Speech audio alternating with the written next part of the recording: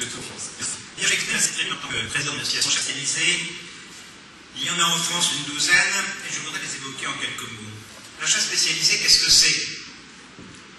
Quand je portais le carnier de mon père dans les plaines des années 50 à l'ouverture, je participais sans le savoir à une chasse spécialisée, la chasse au perdreau ou chien d'arrêt. Il en est de la chasse spécialisée comme il en était de la prose pour M. Jourdain. Tout le monde la pratique, peu ou prou, même sans le savoir. Cette approche de la chasse a un mérite, elle fait ressortir l'extrême richesse de la chasse française. Je crois, on peut dire, qu'il n'y a guère de pays au monde qui possède un tissu de culture synégétique aussi dense et diversifié. Nous devons à la position de la France sur la carte de l'Europe, à la jonction du Nord et du Midi, au relief et au climat, avec de longues côtes, de vastes plaines, de grandes montagnes. Nous devons à la couverture forestière d'un territoire qui est intense. Nous le devons à des cultures éminemment diverses, entre l'austérité germanique du quart nord-est de la France, d'inspiration germanique, et l'exubérance d'inspiration méditerranéenne du grand sud-ouest où on est fou de chiens alors qu'on les déteste dans le quart nord-est. Quelle distance! Et puis nous devons enfin une longue histoire. Dans notre vieux pays, des générations et des générations de chasseurs ont inventé des techniques de chasse, des savoir-faire, et tout ceci est conservé pieusement comme autant de traditions. Alors la France n'est pas seulement le pays des 367 fromages, c'est aussi celle des 100, peut-être des 1000 chasses. Je voulais rendre cet hommage à la diversité de la chasse française avant de parler maintenant, excusez-moi, de celle que je connais mieux que les autres, la vénerie. La vénerie apporte à la chasse réinventée, chère à Victor Scherer, une pierre qui n'est pas la moins originale, car elle rapproche la chasse française des buts assignés par ce forum, puisqu'elle est éthique et populaire, elle est un acteur du développement durable.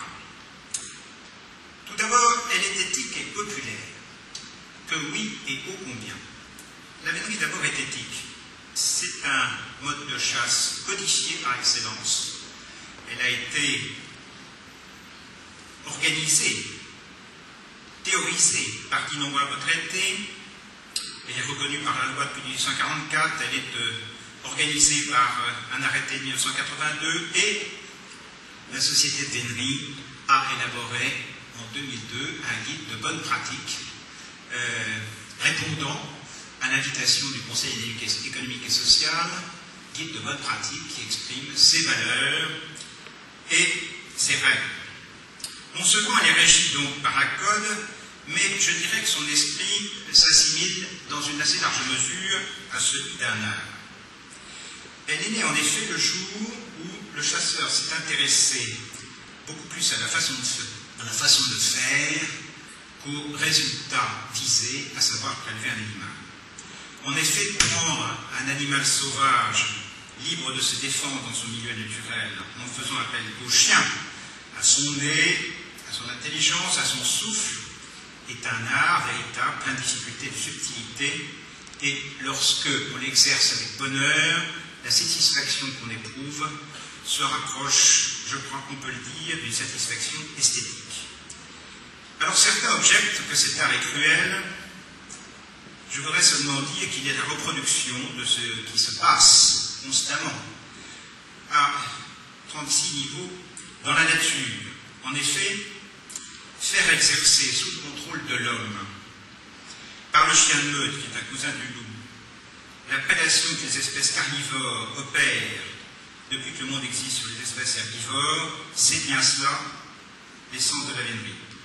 L'herbivore cherche son salut dans la fuite et la ruse, le carnivore cherche le succès dans la poursuite, mettant en œuvre ses qualités athlétiques et ses qualités olfactives, et tout ceci est, me semble-t-il, l'exact reflet des innombrables antagonismes entre espèces qui sous-tendent les écosystèmes. La nature, aujourd'hui, tout le monde la loue, personne ne fait de réserve sur la façon dont elle est articulée. Eh bien, la nature est ainsi faite.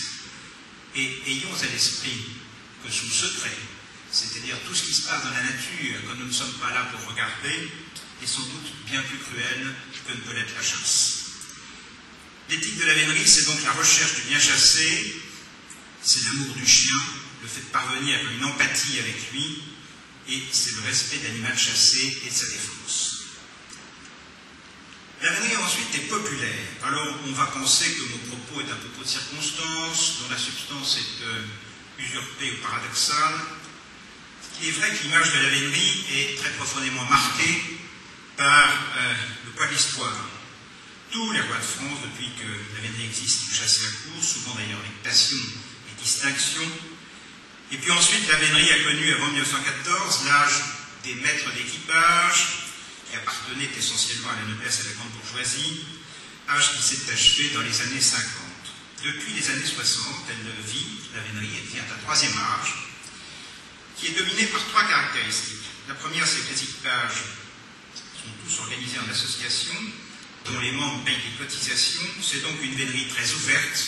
On vient à la vénerie par la chasse, par le cheval, par le goût de la nature. La vénerie attire les femmes, elle attire les jeunes, et sur ce point, je rassure Victor Scherer, sa pérennité n'est pas menacée. Et une enquête que nous avons faite il y a quelques années a montré que 2 tiers des veneurs actuels n'avaient aucun antécédent vénerie dans leur famille. Deuxième caractéristique de cette vénerie populaire, c'est qu'elle comporte une présence forte de la petite vénerie, celle qui se pratique à pied. La petite vénerie a explosé depuis 40 ans, elle comporte aujourd'hui plus de 250 équipages, elle accueille essentiellement des jeunes avec des budgets modestes, et il faut savoir que cette petite vénerie est adossée à un réservoir inépuisable constitué par les chasseurs à tir aux chiens courants, qui aujourd'hui, c'est quelque chose qui me frappe beaucoup, s'intéressent de plus en plus au travail de leurs chiens et de moins en moins au maniement de leurs fusils, de sorte qu'une forme de continuité est en train d'émerger entre la chasse à tir aux chiens courants et la vénerie. Enfin, troisième caractéristique de la vénerie populaire, c'est que les rendez-vous de nos équipages sont grands ouverts aux suiveurs. La vénerie a une très ancienne tradition d'hospitalité et elle peut accueillir, puisqu'elle ne comporte aucun danger pour personne, elle peut accueillir sans réserve les spectateurs. Alors il faut aller les voir pour le croire. Il y a une affluence dans la France profonde, mais aussi dans les grandes forêts périurbaines, tout à fait impressionnante. Alors je ne sais pas ce que sont les relations de la vénerie avec les non-chasseurs. Ce que je sais, c'est qu'elle est ouverte aux non-veneurs, pour lesquels elle constitue, au même degré que pour les veneurs, un espace de liberté, et il me semble que c'est une contribution sociale non négligeable. Toujours est-il que la vénerie moderne reproduit de manière assez amusante la trilogie que le football a popularisée. Elle possède des clubs, ce sont les équipages, il y en a 420. Elle possède des joueurs, ce sont les veneurs, il y en a 10 000. Et elle possède des supporters, ce sont les suiveurs, il y en a 100 000. Voilà. Mon deuxième point, pour montrer que la vénerie contribue aux objectifs que nous suggère le Conseil économique et social, sera pour dire que la vénerie est plus que jamais un acteur du développement durable. Pour tout vous dire, nous envisageons à la Société de vénerie d'organiser un colloque en 2009 sur cette thématique, ce qui veut dire qu'on pourrait en parler très longuement. Et comme il doit me rester 5 ou 6 minutes pour parler, je vais me borner à suggérer quelques pistes de réflexion. Et je traiterai essentiellement 2 thèmes qui sont bien connus lorsqu'on parle de développement durable, que sont les espaces et les espèces. Le premier point, c'est que la vénerie est totalement dépendante des espaces. Elle a besoin pour s'exercer de très vastes étendues demeurées à l'état de nature. Pour chasser le cerf, il faut 3 à 10 000 hectares, pour chasser le chevreuil, 1000 à 2000, pour chasser le lièvre, 300 à 800 hectares. Et donc, nous sommes, plus qu'aucune autre forme de chasse, dépendants de la pérennité des espaces. Je voudrais à cet égard souligner 2 choses. Les magnifiques massifs forestiers dans lesquels on chasse en France les ongulés, et que d'ailleurs l'Europe non sans raison nous envie car elle n'a guère l'équivalent, sont le produit de la vénerie. Ces magnifiques forêts lui doivent leur étendue, car ce sont les rois qui, à partir de la fin du Moyen-Âge, se sont opposés au défrichement par les moines et les paysans, et je pense que si cette initiative forte n'avait pas été prise, beaucoup de grands massifs forestiers n'existeraient pas, en tous les cas sûrement pas tels qu'ils sont aujourd'hui. Et puis, ces grandes forêts doivent à la vénerie aussi leur ordonnancement. Pour le coup, on a percé au XVIIe et XVIIIe siècle des réseaux de lignes, de layons, de carrefours en étoiles, et curieusement, les forêts ont anticipé sur ce que l'urbanisme a fait de nos villes. Bref, la chasse à courre a dans ces grands massifs forestiers une légitimité historique incontestable. Et puis le deuxième point que je voudrais souligner, c'est que si la vénerie française est aujourd'hui si miraculeusement vivace au début du XXIe siècle, c'est bien que la France garde un espace rural profond et une couverture boisée considérable. La plupart des pays européens arrivés au même niveau de développement économique que nous n'ont pas voulu, pas pu, pas su conserver leurs espaces naturels. Et je voudrais dire que si un jour le cours devenait techniquement impraticable en France, ce serait le test incontestable que nous n'aurions pas su, à notre tour, conserver cet héritage fabuleux. Les menaces sont réelles, elles ont déjà été évoquées, la prolifération de l'habitat, le cloisonnement par les routes, les autoroutes, les lignes de TGV, le grignotage par les zones d'activité. Il faut veiller très attentivement sur tout cela, car la France est riche en espace, mais elle peut dilapider cette richesse insensiblement et dans un délai qui ne serait pas très long. Toujours est-il que les meneurs sont viscéralement attachés à leur territoire et engagés dans leur défense. Quant aux espèces, la vénerie en est, je crois pouvoir le dire, intrinsèquement respectueuse. Je ne voudrais pas aujourd'hui poser la vénerie en responsable de la gestion des espèces chassées, car leur abondance fait que le tir en est le responsable. Ceci ne m'interdira pas cependant de dire deux ou trois choses sur les espèces chassées. D'abord, la vénerie prélève très peu, et il est clair qu'elle ne risque pas de menacer le renouvellement des espèces. Curieusement d'ailleurs, ou paradoxalement, ceci conduit certains à dire puisqu'elle tue très peu, il n'y a qu'à la supprimer. Bon, on peut toujours dire ce qu'on voudra à partir du moment où on a une idée fixe. Les espèces que nous chassons n'ont jamais été plus abondantes, les ongulés en particulier. Ceci est d'ailleurs un sujet d'étonnement, l'idée qu'il ait fallu attendre la fin du XXe siècle pour atteindre des populations pareilles dans un pays tel que la France. Je crois qu'il n'y a à aucune époque de l'histoire du monde eu autant de cerfs de sangliers de chevreuil chez nous.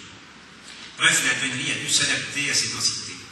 Et puis, je voudrais rappeler que la vénerie a contribué à la restauration du bon état de ces espèces de différentes manières. D'abord, après la guerre, elle a beaucoup œuvré au rétablissement de cheptels qui étaient décimés de nos grandes forêts. Et puis, elle a peuplé de nouveaux territoires. La vénerie a installé le cerf dans des forêts comme Persaigne ou les Bertranges. Elle a installé le chevreuil dans beaucoup d'endroits. Et elle a, de ce point de vue, quelques mérites à faire valoir. Enfin, je voudrais souligner que le cours a une vertu irremplaçable qu'aucun autre mode de chasse ne peut lui disputer, c'est qu'elle est le cours est le moyen unique de tester le bon état de conservation des espèces et la conservation de leurs aptitudes à la vie sauvage. La vénerie n'élève pas d'animaux, la vénerie ne lâche pas d'animaux. En revanche, les chiens détectent avec un flair infaillible les animaux déficients. Et donc, tant qu'il y a une vénerie vivace, on peut espérer qu'il reste un cheptel sauvage vivace. Pour conclure, je vois qu'on se tourne vers moi, et c'est le code convenu à partir du moment où le régulateur se tourne vers l'orateur, c'est qu'il faut qu'il se dépêche. N'ayez crainte, je serai bref. Je voudrais conclure sur une réflexion plus personnelle en disant un mot sur l'homme. Le développement durable, dont on parle tant aujourd'hui, ce n'est pas, me semble-t-il, seulement le sort de la Terre, c'est aussi le sort de l'homme. Poursuivre notre destinée sur une pente ascendante avec une Terre conservant ses qualités fondamentales, c'est bien cela, me semble-t-il, l'enjeu.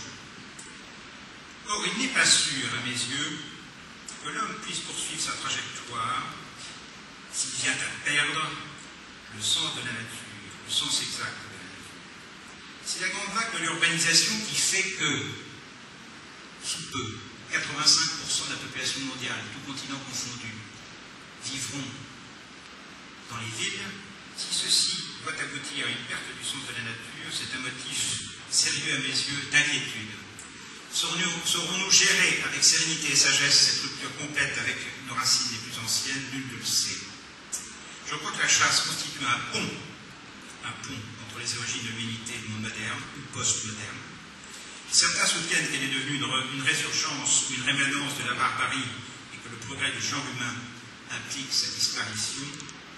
Sans vouloir rien imposer, j'aurais tendance à penser et à dire, assez fermement, que pour notre part, le développement durable de l'homme postule au contraire qu'on respecte la chasse, qui a joué un rôle majeur et même souvent décisif pendant 99,9% de son histoire. Merci, Monsieur le Président, Monsieur Plaidoyer pour la chasse en général et pour la vénerie en particulier. Nous allons donc céder la parole maintenant à Bernard Baudin, qui est président